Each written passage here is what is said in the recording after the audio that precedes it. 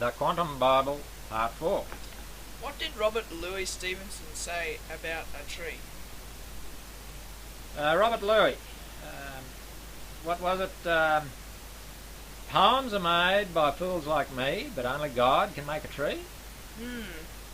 There are two special trees mentioned in Genesis 2 verses 9, although the tree of life is specifically mentioned as being central or in the midst of the garden. In context, it is clear that these were not ordinary trees as we know them. What were they? Trees don't create things. Were they a sort of translator that God used to make the garden? Were there some sort of link between the natural and the supernatural? Why were they referred to as trees?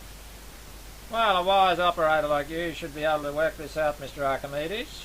They must be real trees, even though not bark and sap trees as we know them.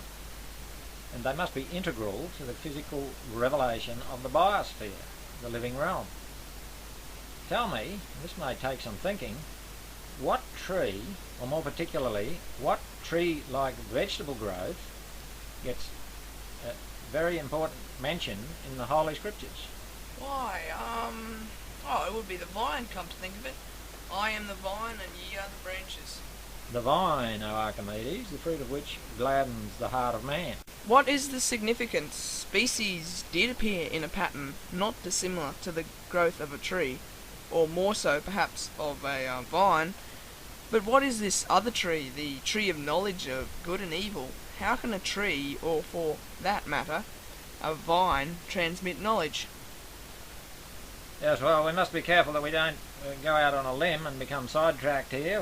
We're dealing with two trees. What say we quickly dispense with the tree of knowledge of good and evil, so as to be able to focus on the central tree of life. In terms of transport and communications, what does a tree, and especially a vine, remind us of? A vine reminds me of a railway network or telecommunications network. Yes, and you have effectively solved, and we may in effect dismiss the case of the tree of knowledge of good and evil for our current purposes. It is the cosmic communications network, having to do with the transmission of good and evil, that is, moral concepts. It connects in the spiritual or moral realm, in the moral context. Until man plugged himself into a branch of this tree, this communications interconnection, if you like, he put himself into the cosmic internet. He had no knowledge of the existence of the possibility of imperfection. He was 100% innocent. He was perfect in the sense of being without fault, failure, or any concept of fault or failure as being real to him. Therefore nothing, death or disease included, could touch him. This is no small topic, and we may return to our primary topic, the tree of life, and not be sent down a branch. And avoid barking up the wrong tree, so to speak. Yes, we can see why all the world, and all the internet for that matter, could not contain the books that could be written about the things that have to do with eternity. But to get to the point, the tree of life was central and essential. We might draw an everyday analogy. Say, for sake of argument, that I am a perfect gardener or husbandman, a perfect orchardist if you like. I have total knowledge of soil, nutrients, environmental conditions, vegetable growth, etc. I have in place, in my plot, a functioning, healthy tree. I know everything about that tree, past, present and future. I control its environment. I control its nutrient uptake. There is no detail which I do not understand and control. Now, this is the year 2010. What can we say about the future, for sake of argument, say the year 2020?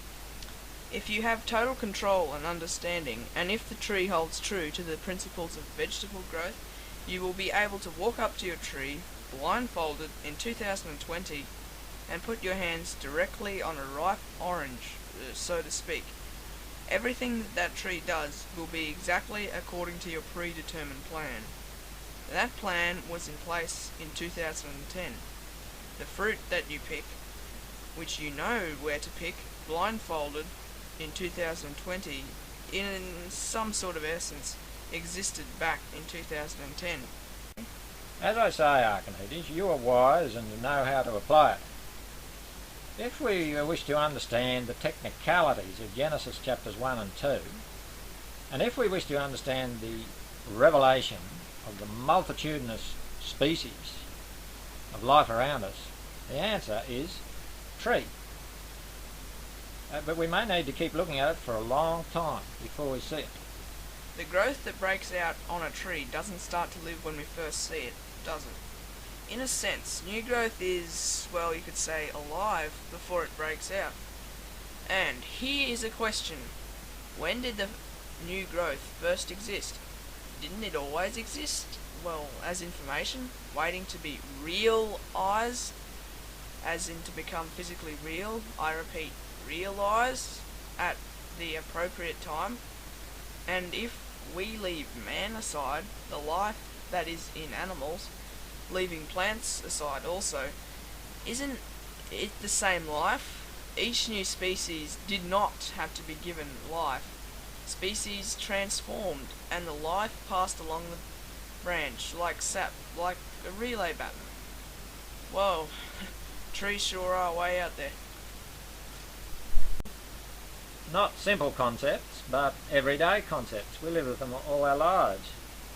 Interestingly, in the analogy between the tree of life and the fossil record, the branches, that solid timber in the branches, is the sequence of species.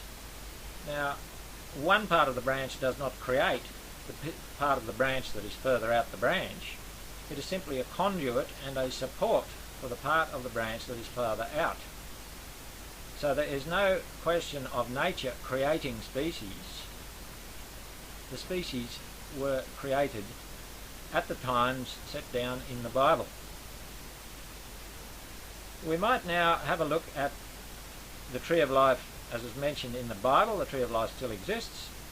We are barred from it, but we can benefit by reading about the tree of life from the Bible. In this reading, we learn that the tree of life is different to everyday trees because it has a variety of fruits, just like the variety of life forms we see around us. We learn that the tree of life bears those fruits over time, not all at once. We also learn that the tree of life has healing power. That is because it is an information device. And perfect information in every cell equates to perfect health. Revelation chapter 22, and he showed me a pure river of water of life, clear as crystal, proceeding out of the throne of God and of the Lamb. In the midst of the street of it, and on either side of the river, was there the tree of life, which bare 12 manner of fruits, and yielded her fruit every month. And the leaves of the tree were for the healing of the nations. And there shall be no more curse, but the throne of God and of the Lamb shall be in it, and his servants shall serve him. And they shall see his face, and his name shall be in their foreheads. And there shall be no night there, and they need no candle, neither light of the sun. For the Lord God giveth them light, and they shall reign for ever and ever.